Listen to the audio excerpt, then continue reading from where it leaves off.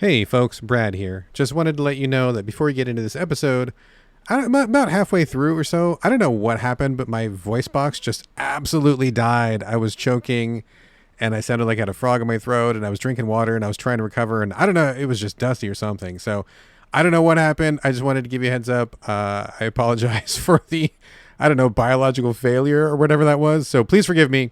I did recover soon after that, but if you hear my voice kind of go sideways about halfway through, I couldn't do anything to fix it and we couldn't go back. So anyway, apologies in advance. Hope it doesn't ruin the episode for you. And here you go. Happy listening.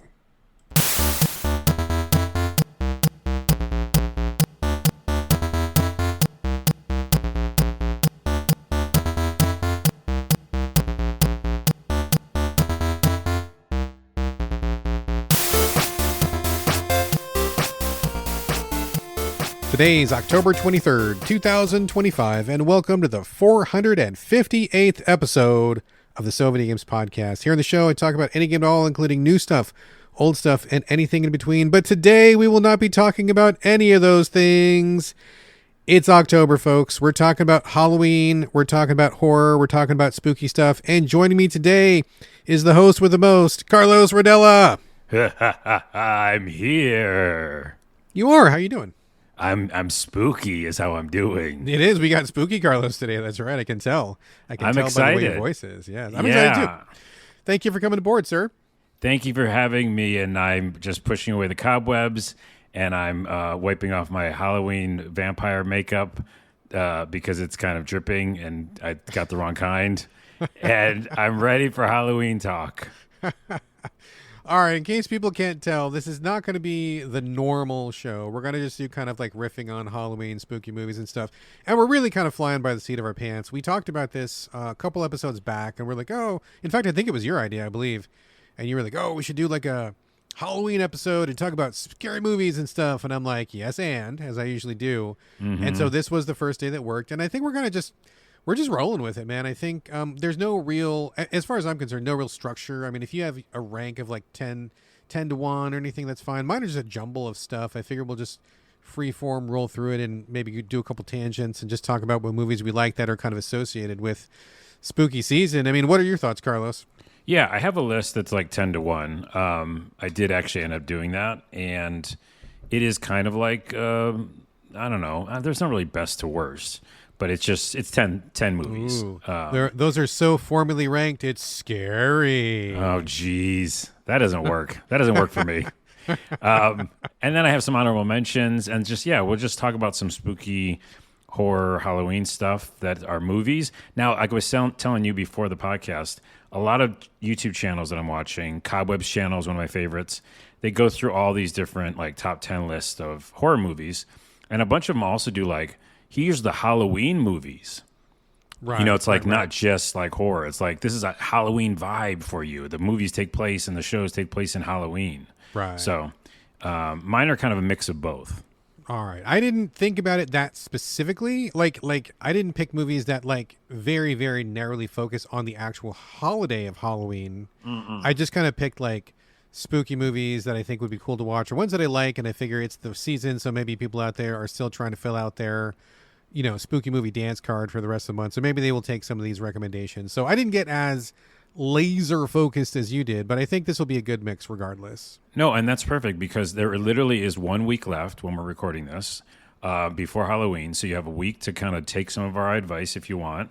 And these are just, you know, options for you to watch during the Halloween spooky season. So I think that works. Yeah, I think so too. That's a good idea. I'm glad you suggested it. Before we launch into like talking about the movies and stuff, I guess we didn't really, as you can tell, again, flying by the seat of our pants here, we didn't ahead of time discuss like how spoilery we're going to get. I think if we're going to recommend these movies, we probably shouldn't spoil anything. So I don't know if any of your movies have like, you know, quote unquote big twists or spoilers or something that could ruin someone's experience. A couple of mine do, and I will not spoil anything. I might give just a basic rundown. Maybe I'll tell you why I like it and why I recommend it, but I'm not going to spoil anything. So as far as I'm concerned, my stuff will be pretty spoiler free. What about you, Carlos? Yeah, and I don't think we need to go into the movies too much at all. I literally was going to like say the name of it and like, here's what I think is cool about it, you know? Yeah, so, I mean, we should probably do more than just say the name. We should probably talk about the movie a little bit to sell it. Yeah. Just a couple sentences on each one, I think, minimum. kind of how a podcast works. But yeah, let's stay away from like, we're not going to go deep dive. We're not going to give the big twist away or anything like that. We'll just, I got, how many do I have? 1, 2, 3. I got like 10 or 12, and you've got like at least 10, right? Yeah, and then a bunch of honorable mentions. Yeah. Okay, so we'll just get them out there. We'll talk until we feel like we've done justice to the movie. We'll move on, round robin, et cetera, and then there you go. That's a show. Let's do it. Let's do it. Carlos, since you are the returning guest, why don't you kick us off? You said you had honorable mentions. Why don't you give us one of those? Oh, before. Okay, yeah. Just in general, not a movie. And I think most of these are movies. So this is kind of like, there's a ton of like TV shows. Mm-hmm. So I just thought I'd mention a couple of those for people to check out. I would definitely recommend Wednesday. Oh, yeah, sure. Wednesday. For sure. So you like that pretty much? I love that. Yeah. And I actually it took me a little bit to get into season 2 because I feel like they took a little bit to get into season 2, but it really comes around. It's a great ending. So both seasons, there's only 2 seasons. You could binge watch them every night up until Halloween. What a fun treat for you if you've not even seen it and you like spooky and it's funny and it's just really good. It's just really well made. So Wednesday. Let me ask you. I talked about this on the show a while ago. I don't think it was one of the episodes that you were on. The wife and I have seen both seasons, and we in general enjoyed it a lot. I mean, we would watch a season 3 if it came up. But let me ask you. It's kind of like the Addams Family meets Harry Potter because they do kind of set most of the action in a school for special kids, and they kind of established this whole kind of like very like school, kind of like how they divide like Gryffindor and Ravenclaw and stuff like that in the Harry Potter stuff. Also, fuck J.K. Rowling in case that's not clear. Just bringing that up just as a point of reference. Okay. But for Wednesday herself, the wife and I are both pretty in agreement that we like the show, but Wednesday is like so almost unlikable. Like she's intensely like aggro and bitter and like really cynical and negative in a way that we find kind of puzzling. What's your specific take on Wednesday herself? Yeah, I'm fine with her. But also, do you remember the old movies? Like, that's who the character is. I mean, I've seen so we are both old. I remember the Addams Family TV show back in the day, black and white. And Wednesday was not that negative. No, the TV show's different. Yeah, I mean the they movies. kind of gave her a different spin. But like, it's almost too far. Like, I think it goes like 2 notches too far. She's almost to the point of like just being really kind of unlikable, and I kind of like everybody else on the show except her. You know what I mean? Yeah. I think that what they do, especially in the season 2, is they break that facade a little bit, and they give her, the emotional side comes out, and she has to deal with stuff. So they do that a little bit in season 2.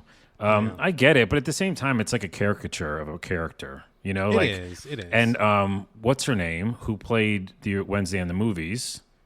Oh, Christina Ricci. Christina Ricci, who's also in Wednesday, which was a nice cameo. Yes. That was fun.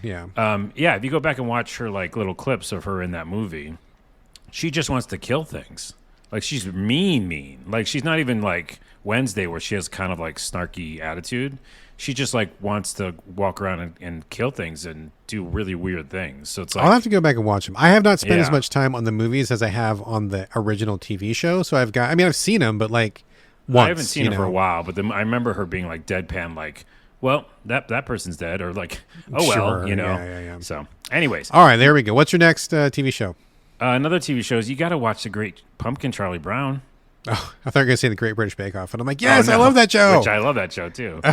But no, you'd be nuts if you don't watch that. Come on, it's The Great Pumpkin, Charlie Brown. It's funny you say that, dude, because I meet a lot of people who have literally no connection whatsoever to Charlie Brown or Peanuts or Snoopy. Like they might see, they're like, oh yeah, that's Snoopy the dog and his bird or whatever. But like I meet a lot of people who have they've never read it. They don't really know where it's from. They just kind of see it around as kind of like a pop cultural icon. I've talked to people who didn't even know there were even TV specials. And I was like, oh, have you seen The Great Pumpkin? They're like, what's that? Like a lot of people just don't even know. Like I think it's fading from the collective consciousness, honestly. Well, I'm bringing it back then in this episode. Look at that. There you go. You did it. You brought it back. It's so Halloweeny too. It's fall weather. A lot of that stuff and a lot of different TV shows and movies, not to do a quick tangent, are based on the East Coast because that's where I grew up, the East Coast, where the fall weather and also global warming's happening, blah, blah, blah. But like there was like a long fall. I mean like months or a month is at it least. Spookier on the East Coast, do you think? It was. And we'll talk about that in my list. West Coast is California. You got beaches. Oregon's got, like, I don't know, or Portland people, Portlandia. Fred Armisen and Carrie Brownstein. Seattle is like, I don't know, Starbucks and salmon. I mean, I don't really associate anything being too spooky. Although I guess Twilight's not really spooky though. Twilight's like, Dude. yeah, I don't think it counts. So much of like scary. Well, definitely we'll talk about some movies and stuff on the list, but a bunch of stuff was based in the East Coast. Let's just say that. And I feel like Charlie Brown has that vibe of like fall weather, the leaves changing color. That happens other places, but it just has that vibe to it. Go watch it. That's it. Last honorable mention, Donnie Darko. Donnie Darko. That's a challenging recommendation. Tell me about it, I'll Carlos. explain why. For one, it's one of my favorite movies. I love that movie. Really? It's Is it? Yeah. I don't think I knew that about you. Did you not like? Did you not like it? I don't not like it, but I feel like when I've only seen it, I think maybe like 1.5 times, and I feel like I think my big takeaway is I don't understand it. Okay, well, I could explain it to you in a whole podcast. That's a separate show. The short version is without a spoiler, and I think this is helpful for people who watch it. But it's really about different realities, kind of converging into one reality. So I'm a big quantum physics guy, so I love that. And I love Gyllenhaal in it in the early days, and I love the soundtrack. I like so much about it. Anyways, why it's cool for Halloween is it really takes place in Halloween. I think there's like a Halloween he's in a costume something. or something. Yeah. Costume, I think so. And it just has that vibe to it. And then it's also weird and spooky and weird. So I definitely recommend it. It's not like my main recommendation, but I think it's cool for the Halloween time. It's interesting. I think, I think it's one of those things that you talk about with friends, and it's probably very open to interpretation. And I remember watching it and just being like, dude, what did I just watch? I don't think I did not like it, but I think I was confused. Can I spoiler real quick? Spoiler No, for 2 minutes? don't spoil. No, don't spoil it because people might watch it. Let's move on to the list and just get to it. That was my main stuff. I have a couple others, but they're outliers. I don't. Okay. Go into All right. Let me kick it off then with an actual movie recommendation. Although number 10. Are we doing numbers? Yeah, we can do numbers. I mean, Okay. We'll do numbers, but mine are not like really ranked. I'm just giving you I 10 know. But let's in just order. do it like a number. Okay, number 10. Okay, number 10. What am I going to pick? I'll pick Night of the Creeps, which is from the 80s. Have you seen this one? I think I have. I'm going to look it up. I think it was on a list. Let me look. Absolutely one of my favorites of all time. It's, I want to say late 80s. I think the director was Fred Dekker, and I'm actually a big fan of Fred Dekker's work. I don't know what else he's done. I know that he wasn't as prolific as I think he deserved to be, but I really like his work. There's a certain kind of like offbeat, funny, kind of sarcastic style to his work that really comes through. He's got a very signature style, and I think I really liked his work before I really knew who he was. So this one is about, and this is not giving away anything, this is like all in the trailer. A bunch of college people are going to a dance, prom or something like that or whatever, and these aliens from outer space show up, and they look like little slugs, and they're very, very fast slugs, though. They're speedy slugs, and if they get on you, they go inside your body and they take you over. So it's kind of like an alien movie. It's kind of like Invasion of the Body Snatchers a little bit. It's also kind of like a zombie movie, but it's also funny. Like I think it's got kind of a real Sam Raimi vibe before Sam Raimi was Sam Raimi. So I think that there's got to be some crossover DNA there. And I think that one is just really fun. Lots of cheesy one-liners, lots of like grossness, lots of fun action, but it never gets too heavy. It's not super gory. It's not super hardcore. It's the perfect thing to watch with friends and laugh and be grossed out a little bit, eat some popcorn and stuff. That's great. And I definitely saw it on one of the lists on YouTube, and it kind of goes back to that idea of covers, like VHS covers back in the day. Oh, dude, like, we got to talk about that for a minute. Which is a dude, side tangent, I know, but I bring that up because it's like a lot of times I remember like just loving horror because of going to the VHS store and like just looking at the covers and the backs. Oh, same, dude. Okay, let's talk about this for a second. We got to talk about this for a second. So we're talking this about has like one like that, you know. Okay, so before the age of dinosaurs, way back in the dark times, VHS like video stores, you would have to drive to go to a store to look at videotapes that were on a shelf, and you would look at them and bring one back home and then watch it. Like there was no streaming, there was no online. That wasn't a thing back then. And you so were like taking a roll of the dice. Yeah, exactly. Going to the video store was a fucking thing, dude. I loved it, and like they'd have all the covers up on the rack, and you would look at them. And here's my takeaway: like I loved horror movies, but like those VHS covers went fucking hard, dude. They always went way harder than the movie was. And so when I was a kid, I was like scared to watch some of these because I'm like, dude, this cover is like so scary and creepy. The movie's going to be even worse. And actually it was the reverse in reality because those covers went way harder than most of the movies. And I would be so scared. Like I remember watching a couple like Nightbreed, for example. I was really scared of that Oh cover when I yeah, was a kid. Nightbreed. Yeah. And I turned like, I don't know, 25 or something. I'm like, I'm going to do it. I'm going to watch this movie. And I'm like, lols. Okay, whatever, dude. Like, that was like so cream puff compared to what the cover looked like. So that was like my takeaway was like, man, those artists went for it and really upsold those movies really hard. Yeah, I mean, some matched it. Like, I think I've been watching like these lists all day and all for weeks right now. And some of those movies they showed are like demons. Demons have like an actual demon on the front. No, that was like, scary. That was actually scary too. Like the title and the cover. Okay, matched. Yeah. So it's a mixture of that. Like Fright Night, that's a good one where like the face on the cover is this huge wide like smile, but that smile's in the movie. You know, like there's a character that does that smile. Very so true. I was always Evil Dead always freaked me out, like seeing the skull and stuff on the cover. I'm like, weirdly enough, God. Evil Dead, I was very, very lucky that I got introduced to that in college, I think, and it was after college. It was after college. I think I was like in my mid-20s, and people just, it was at the Cult Film Store, I think, and it was a cult classic. And so I didn't see it when it came out, and I didn't even see the original Evil Dead. I saw Evil Dead 2 as a cult movie, meaning like I knew what to go in for, right? And I was like, this is hilarious. It was like just like a funny movie. Yes. It's very different than it looks so deadly serious on the cover. Oh yeah, but yeah, the reality is very different. So, but the first one, by the way, is scarier than the second one because the second one's a remake of the first one, and it's like ridiculous. Yes. Anyways, I digress. But going back to the cover of yours, and then we'll go to my number 10. The Night of the Creeps cover is like two people like fighting off zombies, and the headline or the tagline is: "The good news is your dates are here. The bad news is they're dead." Yeah. Yes.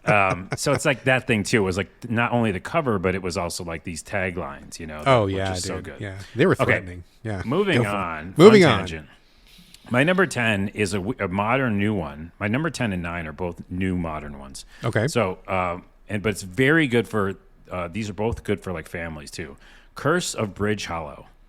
Okay, I haven't heard of this one. This is brand new from Netflix. It came out a couple years ago. It's Marlon Wayans and his daughter, who I don't know the character's name. I'm bad with names. Whatever.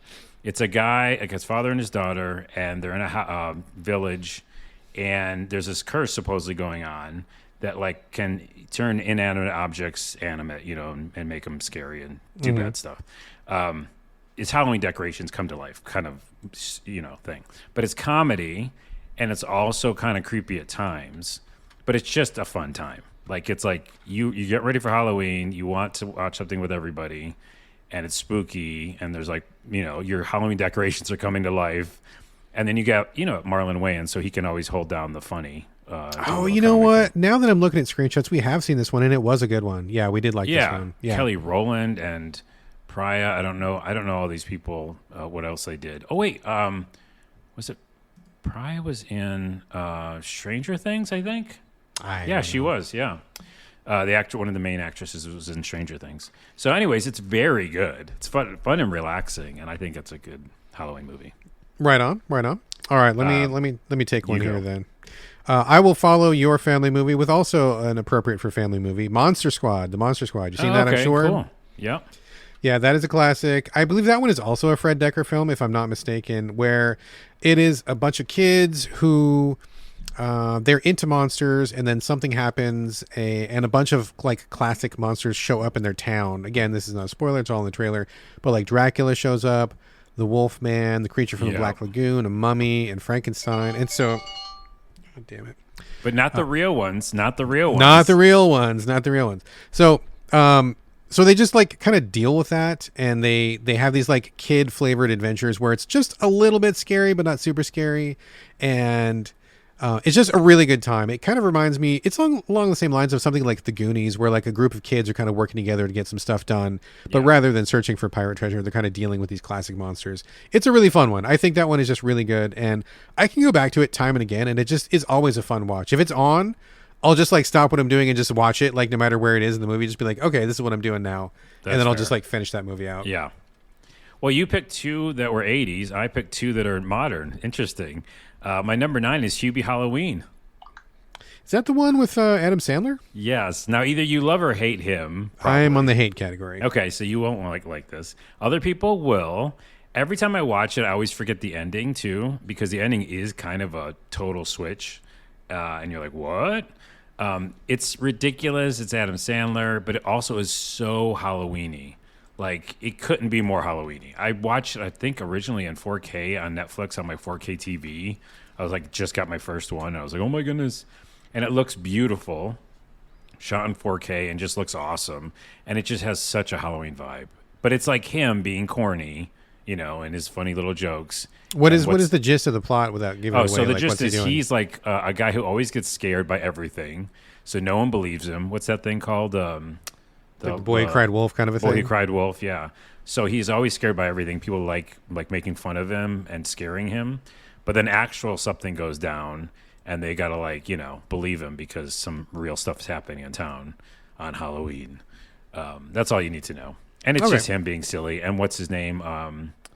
What's his name from Reservoir Dogs and oh my goodness, and he's also in Wednesday season 2. Steve Buscemi? Yeah, Steve Buscemi. Yeah. He's in it being classic Steve Buscemi.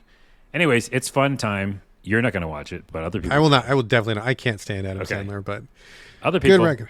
Yeah, a lot of people like him. He's got a fan base. He makes movies. He sells movies. People buy tickets. It's a thing that happens. Maybe It's a not with thing me, that but other happens. people. Okay, moving People on. do. Moving on.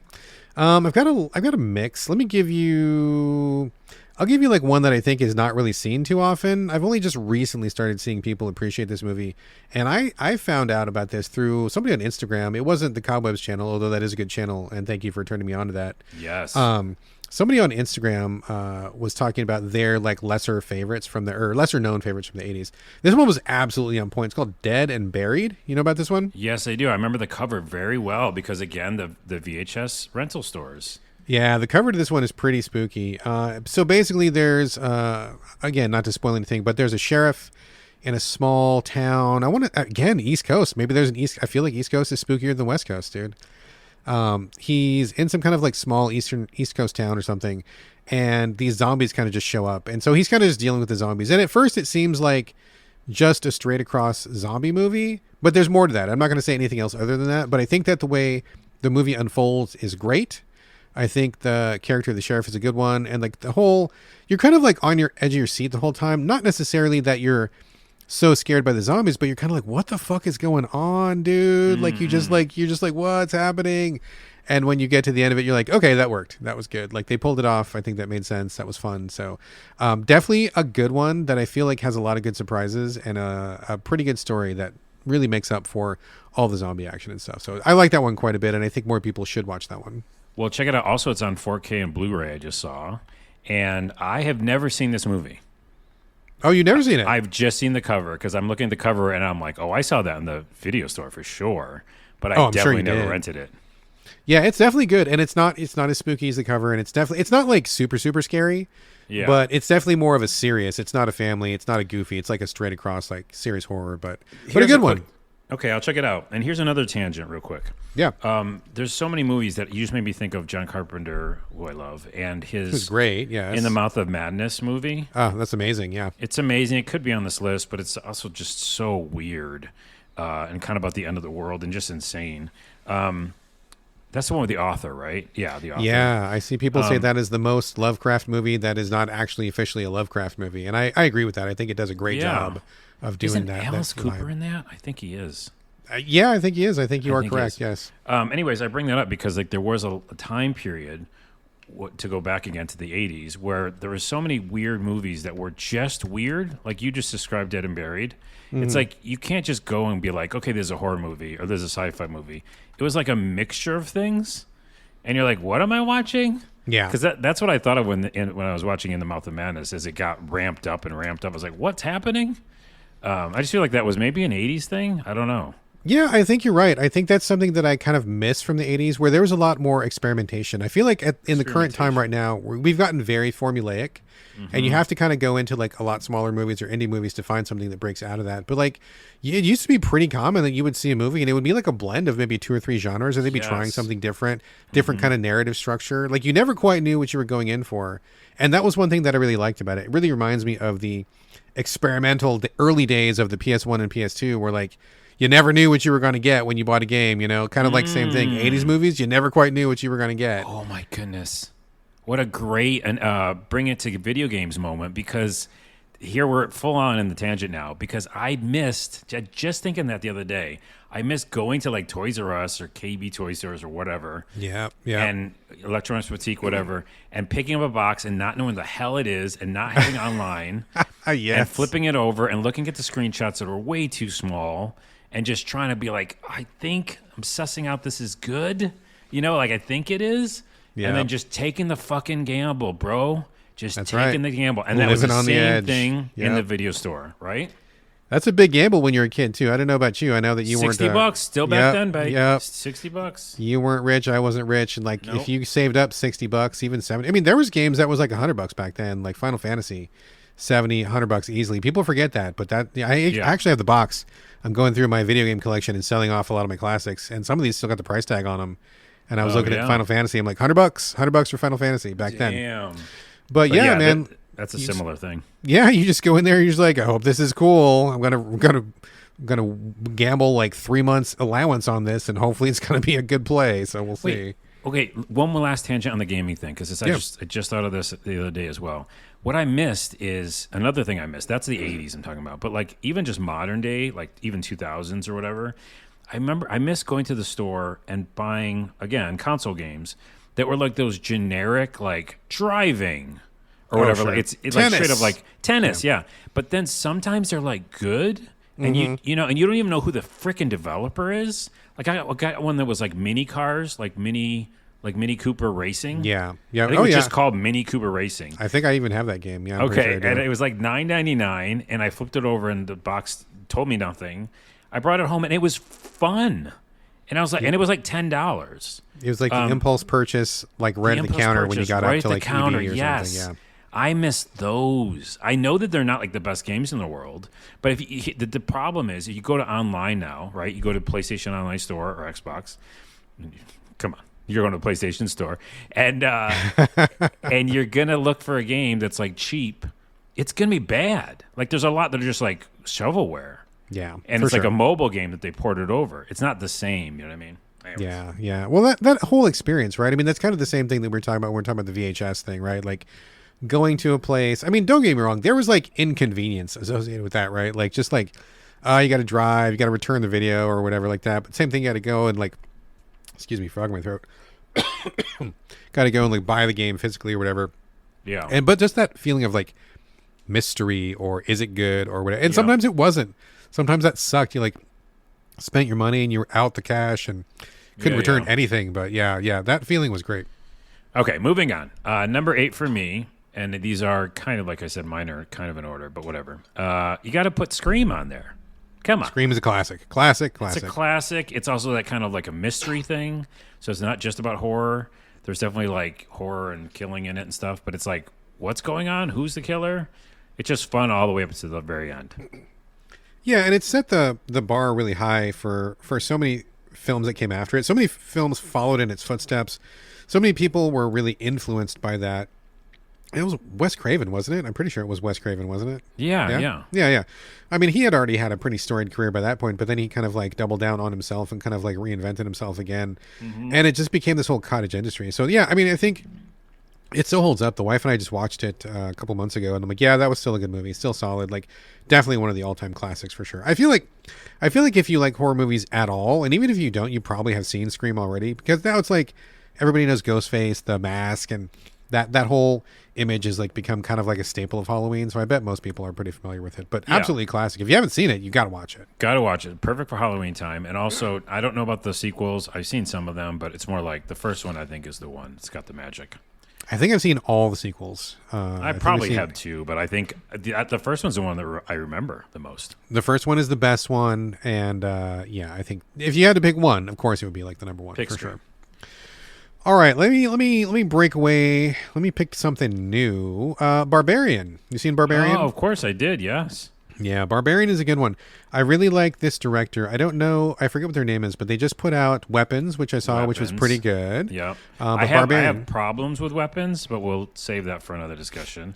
No I did like Barbarian. Like I like Barbarian a lot more than Weapons. I liked both, but if I had to choose one, I would choose Barbarian. I think, which I is would kind of a too. better, more interesting film in some ways. But they were both good. But this one is about a guy who, he's like Airbnb-ing his house or something like that. Or like he's got this house for rent or whatever, and you're not sure if the guy renting it is like a creep or is somebody haunting him or whatever's going on. And I guarantee, if you've never seen this movie, you do not know where this movie's going. You will not guess what's happening. Yeah, which It's I like. yeah, which I love too. It was the wife and I were kind of bracing ourselves for kind of a weird psychological guy creeping on people, and then it kind of something else happens, and I'm like, whoa, what's going on? This is fucking weird. And I will say, Justin Long is in this movie, and I love Justin Long. The wife and I kind of went on a tear where we were watching like all his movies in a row. He's actually been in quite a number of like really, really good movies, and he's kind of had this like amazing career, but kind of on the down low. Like, I don't hear his name brought up very often, but like every time we see a movie with him in it, we're like, okay, this is going to be good because he's always in good movies. And his scene at the beginning of the film when he's like measuring the house is got it's one of the fucking funniest things I've seen probably in the last Yes. decade. It is so fucking hilarious. And Yeah. I love that's kind of what I love about it. It's that 80s vibe again where it was like horror, but also here was something funny, and then here's something weird that happens, and also here's this other thing. It kind of Yep. captures some of that experimental vibe that we were just talking about a second ago. Yeah, I think so too. That's exactly why I like it better than Weapons. Weapons is a straightforward thing. It's Yeah. also like a message movie, which Yeah. I'm kind of, it feels too, what's it called? Too on the nose, maybe. Heavy-handed or whatever. Yeah, heavy-handed, sure. I'm like, okay, I get it, dude. But Barbarian's just a mystery ride. Yeah, And it really how is. much fun, man. How much fun. And also, even when it gets really spooky and creepy, I still wasn't creeped out. Like, I was like, oh, that's messed up. But I'm not like, like nervously, like, ugh. It's more like, oh, that's crazy, Yeah, And that's it even managed to walk that crazier. line. It really did walk that line of where it Yeah. didn't go into. It just kind of had a vibe all of its own, and I think it's interesting because I don't feel like the cover of that movie even remotely kind of portrays the vibe that you actually get when you watch the movie. It looks like from the cover more of a straight across kind of slasher or something like that. Like it's red and there's a shadow and it seems like it's going to just be murder, but that's actually not at all what it is, which is really Yeah. interesting. So All right, great pick. Another pick that's a little older and in between the 80s and the 2000s is Sleepy Hollow. Sleepy Hollow with Johnny Depp. Johnny Depp, Tim Burton. All right, You can't yes. go wrong. It is super Halloween-y. If you want some Halloween vibes before Halloween, this is the Halloween. It's like what's the name? The Pumpkinhead guy. Yeah, it's Sleepy like, Hollow. exactly. You It's know. got the friggin' pumpkin right there. Oh, and it's Christopher Walken, but you don't ever see him. Do you know that little thing? Yeah, I heard that he was the actor for The actor for the headless horseman. Headless And Horseman. who was the was it Christina Ricci that played It's the Christina Ricci, going back to her. That's right. second time she's come up on this podcast? What a fun Halloween-y movie. I'm gonna rewatch it right before Halloween. It's like on my actual list. I haven't seen that in a while. I should probably watch that again. You too. should. There you go. You're Yeah. taking something from our list. All right. Speaking of pumpkins, let me talk about Pumpkinhead. Have you seen that one? I did a long time ago. I don't think I was the biggest fan, but go ahead. Yes, go ahead. Carlos is already pre-noping out. Yeah. It's got Lance Henriksen, who has been in like so many movies, and he's a great actor. This is about a group of irresponsible, feckless college kids who are drinking and fucking going up to the woods, and they're renting a cabin or something like that. And along the way, they run into some trouble, and it goes pretty badly. And they decide to not take responsibility, and they kind of bail, and repercussions happen. Let's just say that repercussions happen.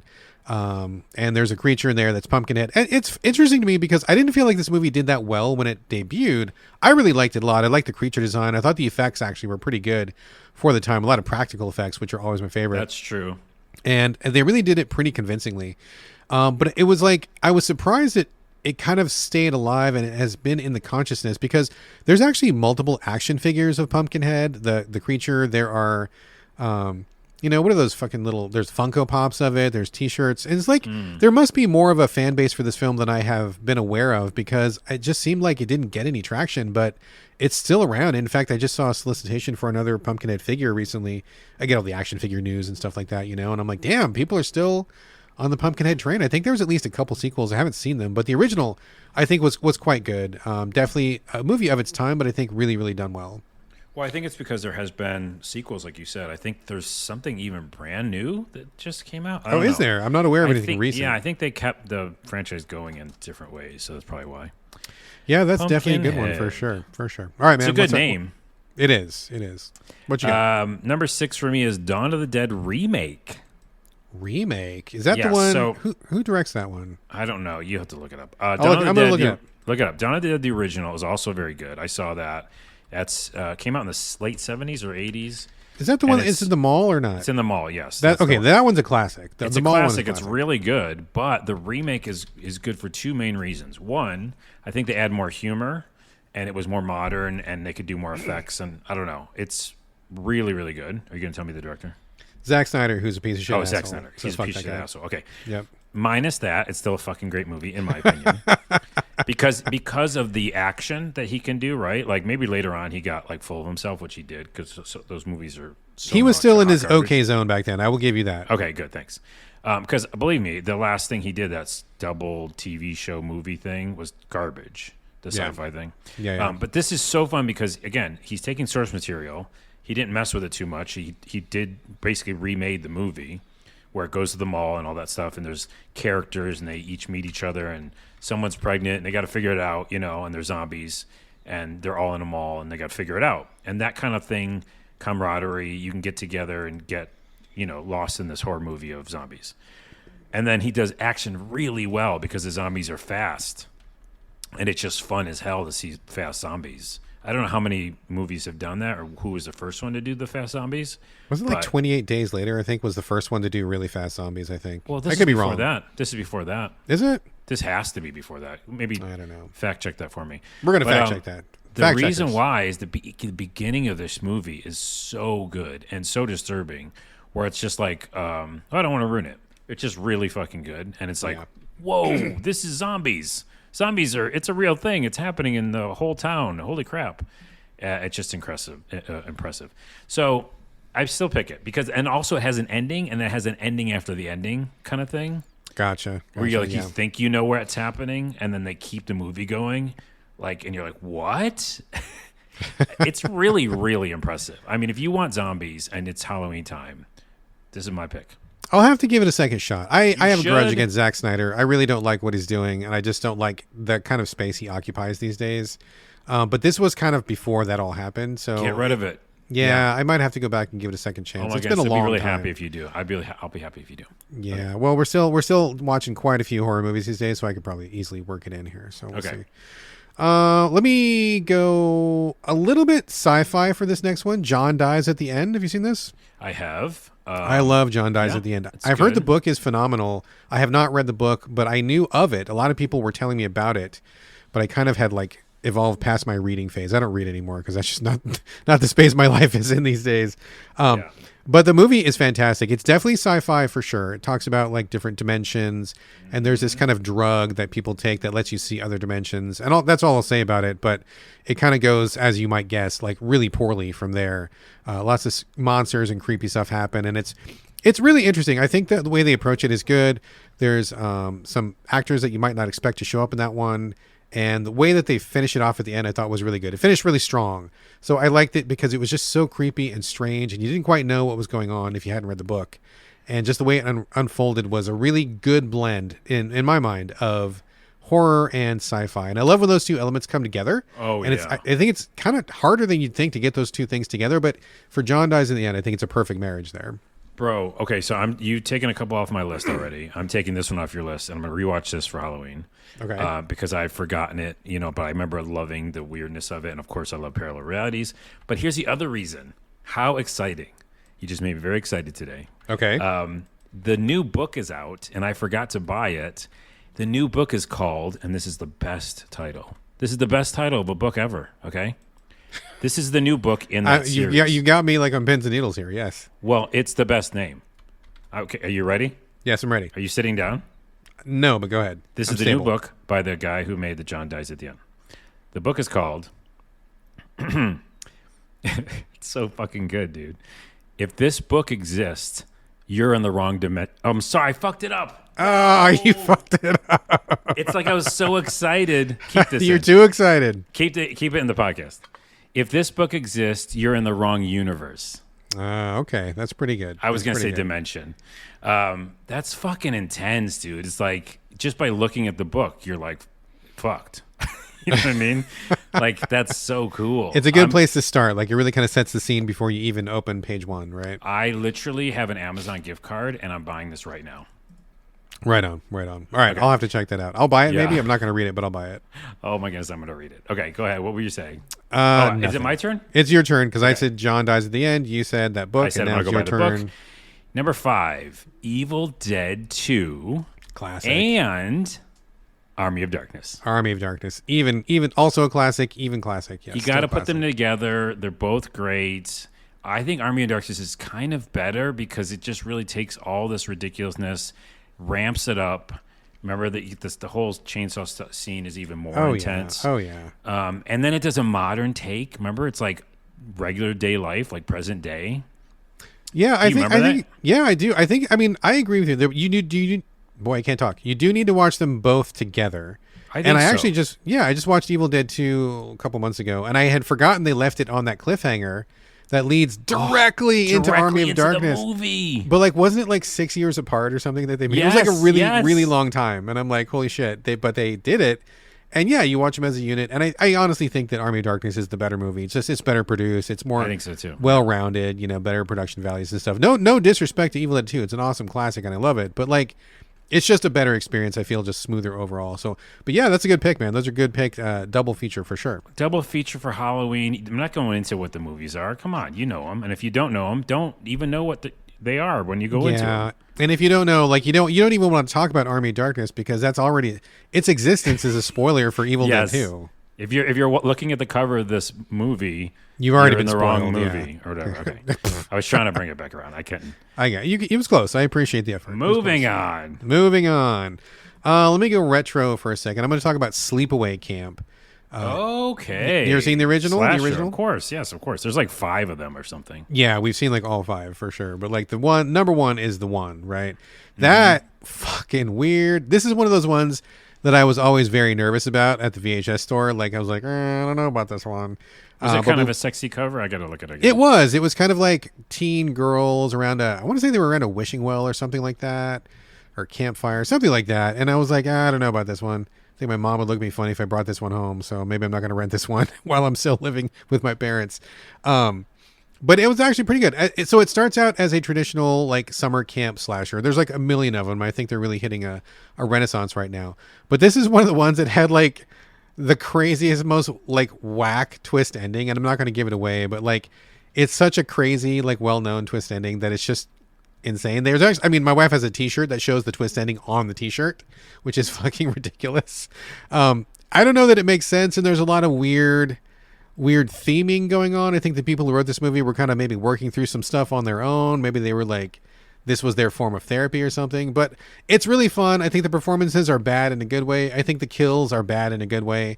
And then you get to the ending, you're like, what the fuck? What is, and there's this one dream sequence that makes like literally no sense, but it's just so fucking bizarre and weird. I'm remembering this now. It's back to that idea we just said, which is like experimental horror. Super experimental, dude. This was like Yeah. 3 guys who had a camera and like $200 making a movie, and it just like Yeah. it took off. So really weird, but I think it still holds up if you're in the so bad it's good kind of vibe. I think it really pays off for that vibe.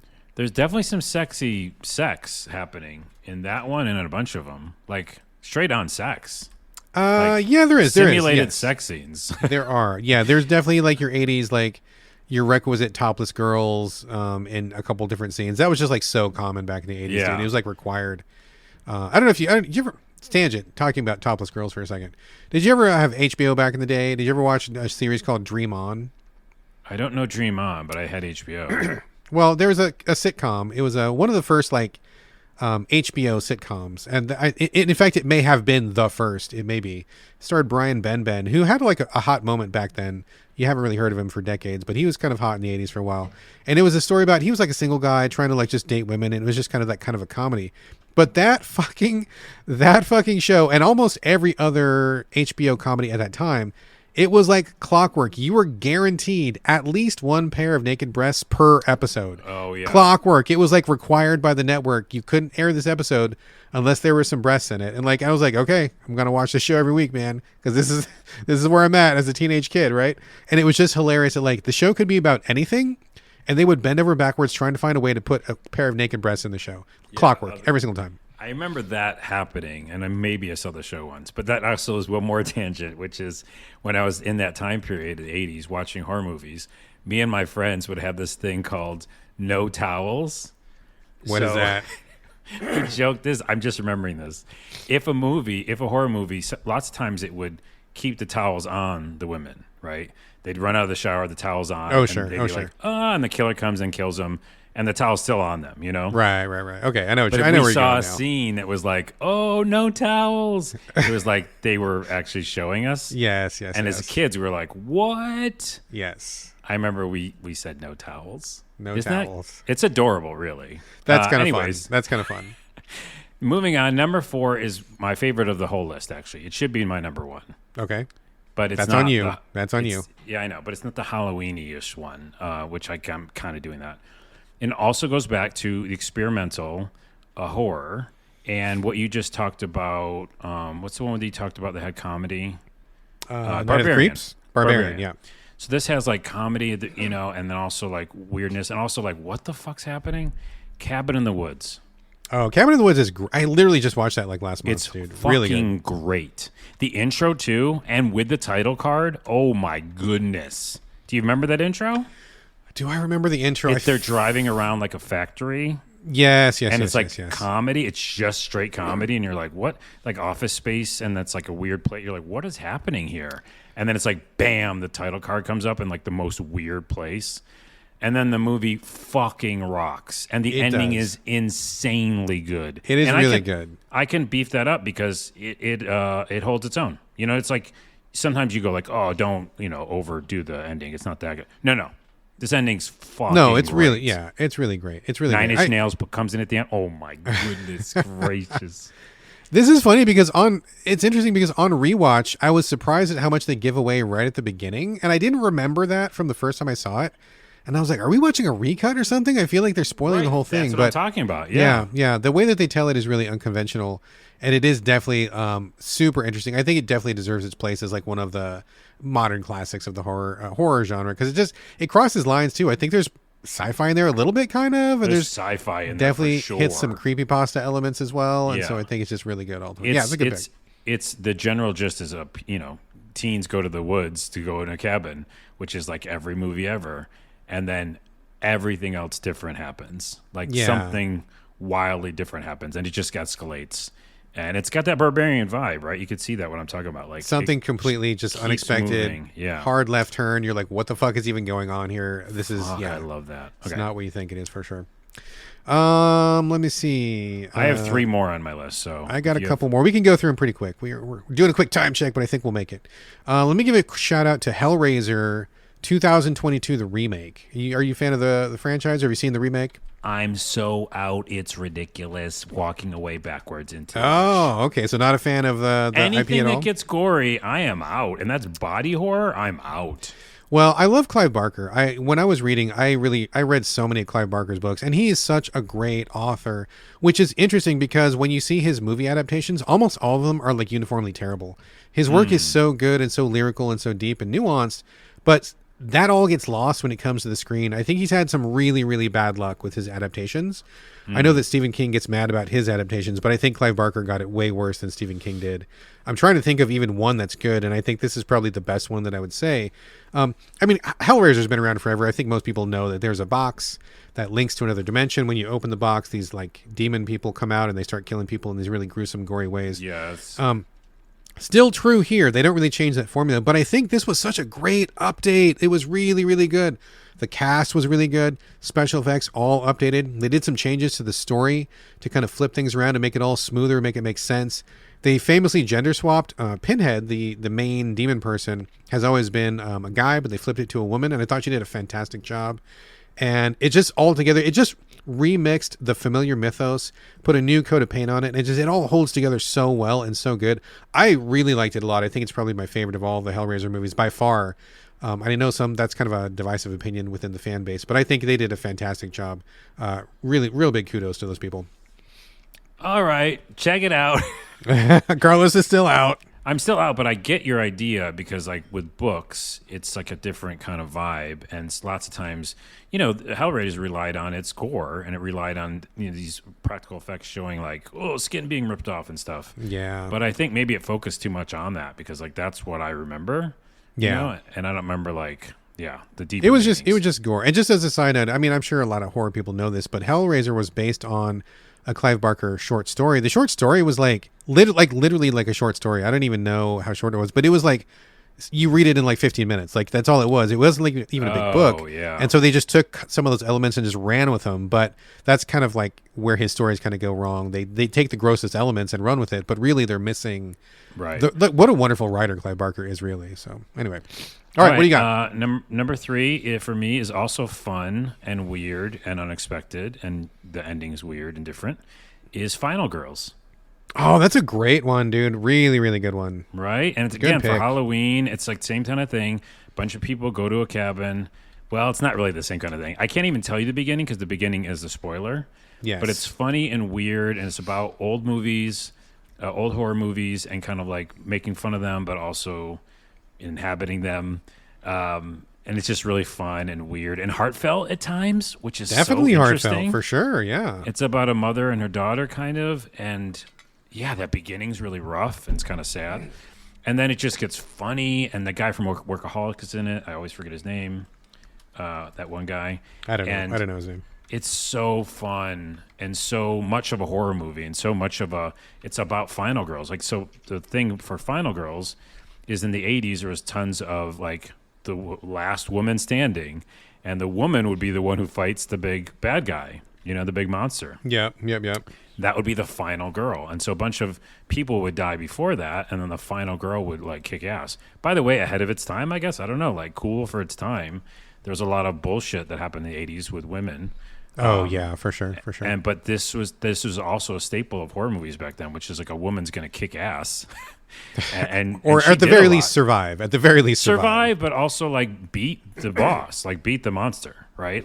Yeah. Another one on this list, I'll get to it. It has that. So it's just fun as hell for Halloween. Come on. That's an excellent pick. Excellent pick. Girls. I love that one. What are we at here? We're at 2 more for me. All right, yeah. Another honorable mention I just remembered, but go ahead. All right.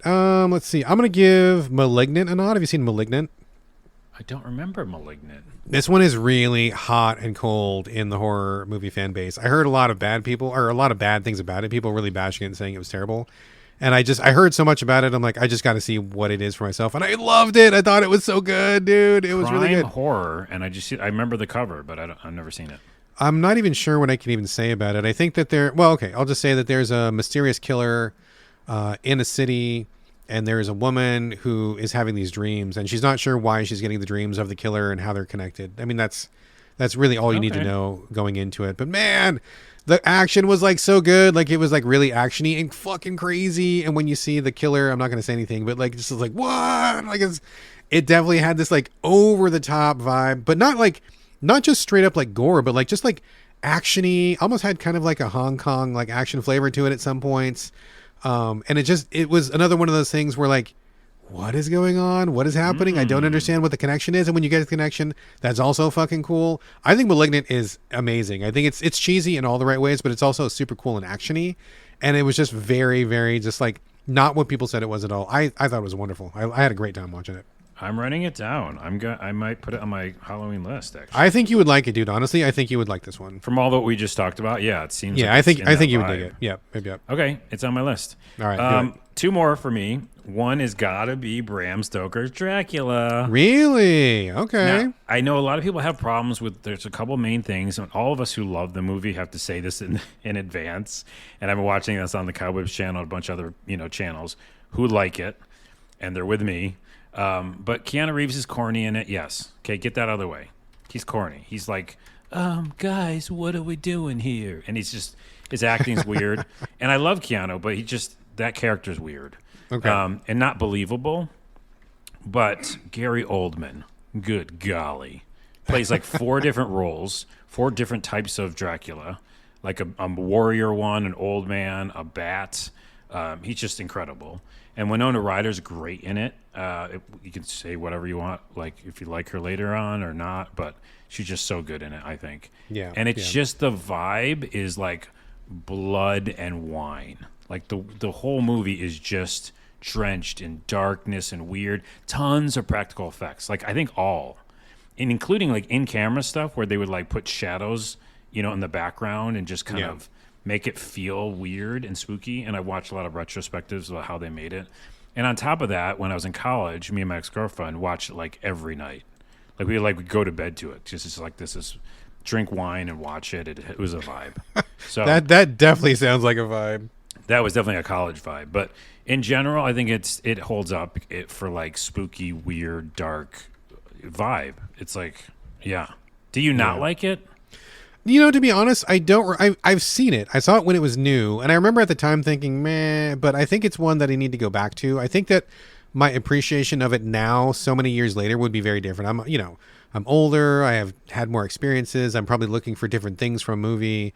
I'm curious to go back to it. I would definitely give it another shot, and it's come up a lot this month as we've been watching videos about recommendations and about Halloween movies. It's come up more than a few times, and I think my wife and I were like, okay, we both kind of remember vaguely not liking it, but I think maybe it's time to give it a rewatch. Give it a rewatch because also I just remembered what's his name's in it, Anthony Hopkins, in a very funny scene.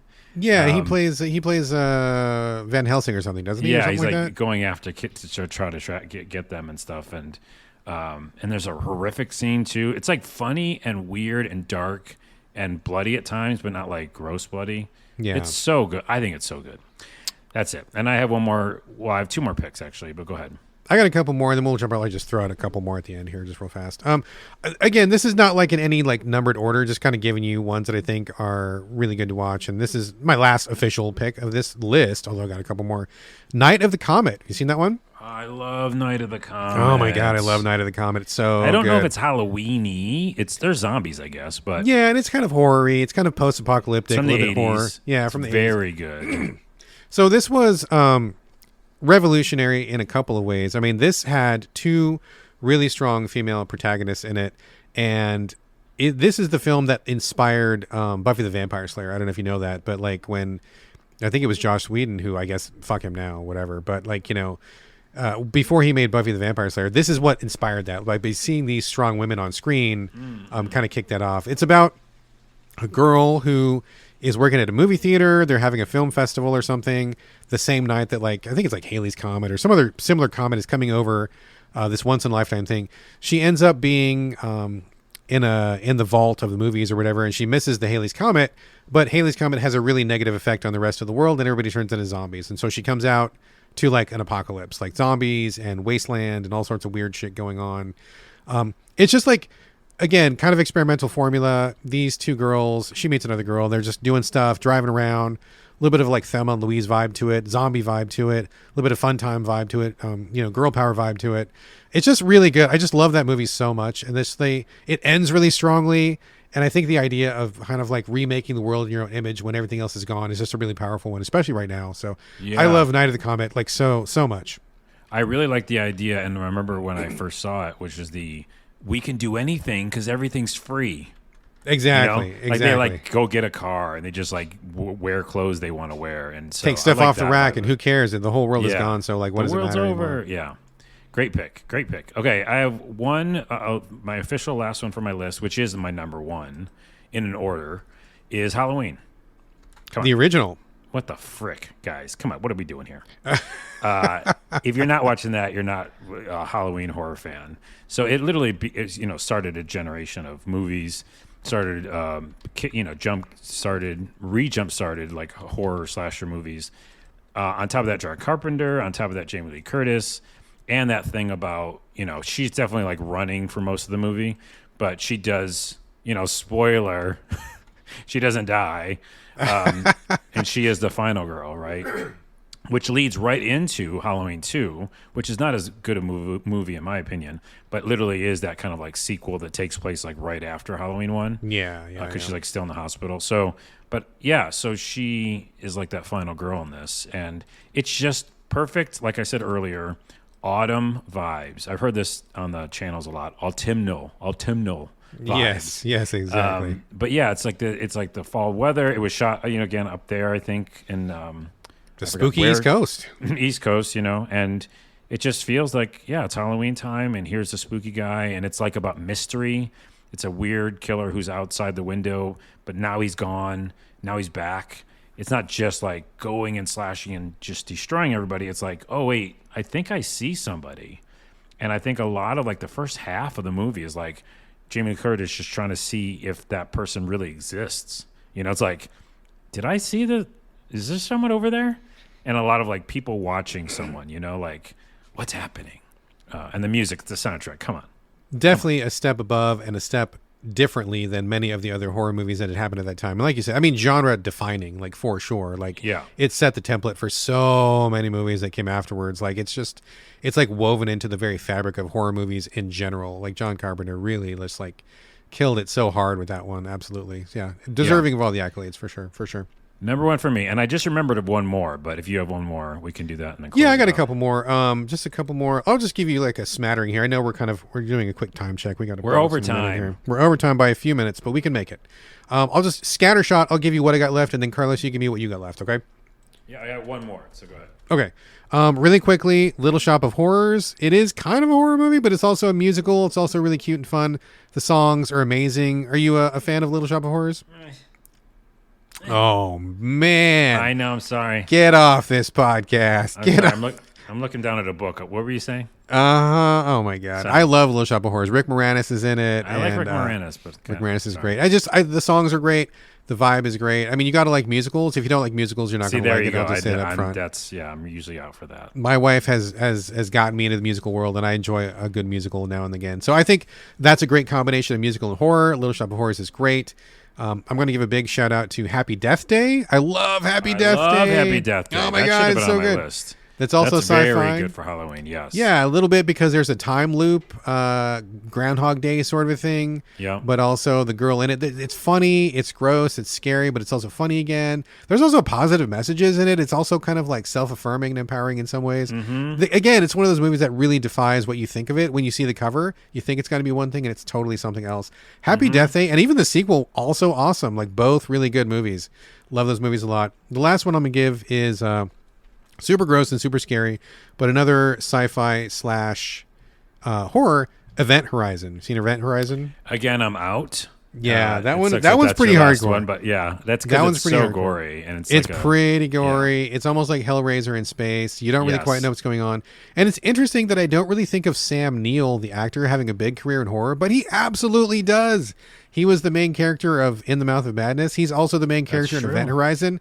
And those are both like killer horror movies. He's been in others as well, but like Event Horizon basically just like I said, Hellraiser in space. You're on a ship, something weird's happening, there's another dimension. Yeah. Jesus Christ, this is awful. I got to get out of here ASAP. And it's dark and gross and scary. And it's like, it's one of those movies where I've only seen the,